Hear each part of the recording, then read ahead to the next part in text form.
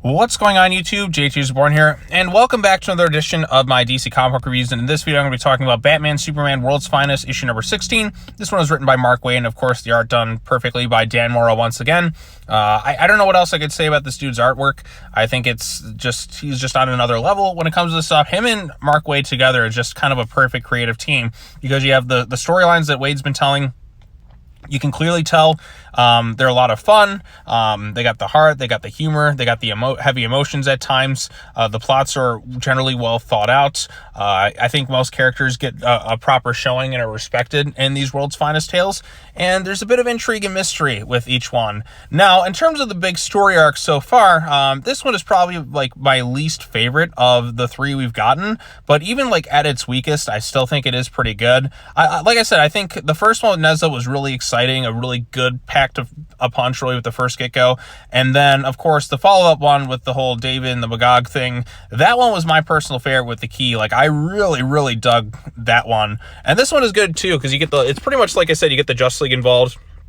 You get Metamorpho and like the Newmazo and these androids and all that other crazy stuff. They're able to impersonate things. We kind of get the background of the story and why things kind of are the way they are. There is a lot of stuff going on. There definitely are a lot of characters to juggle, but I think everyone kind of gets their time to shine. You get some funny moments with Hal Jordan in there. You get Batman's intelligence on display. Like, the characters all play off each other quite well, and the book definitely plays to each and every one of their strengths, and Dan Mora's artwork in particular is really good. Like I said, like every page is just a work of art. I mean, I know it's all artwork, but I mean, every page just looks fantastic, pops off the page. The colors just look perfect.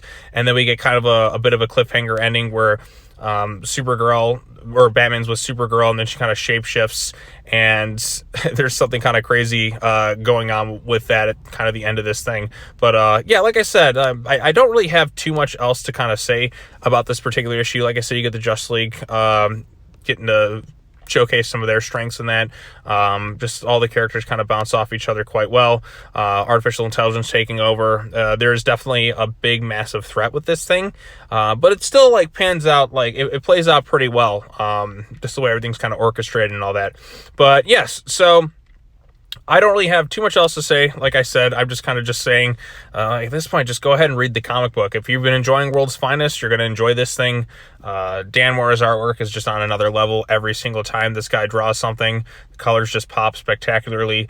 Waid's writing matches and meshes with the characters quite well. And I'm looking forward to seeing where the next issue goes from here. Like I said, don't have much else to say other than it's really solid stuff.